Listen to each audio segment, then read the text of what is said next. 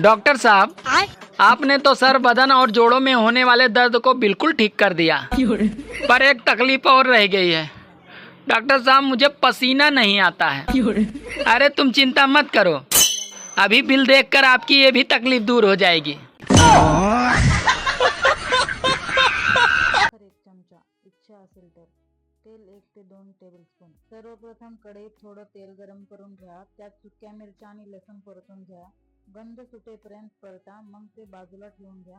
आता मिक्सरमध्ये भाजलेले शेंगदाणे, परतलेली मिरची व लसूण, जिरे, मीठ आणि साखर घालून सगळं बारीक वाटून घ्या।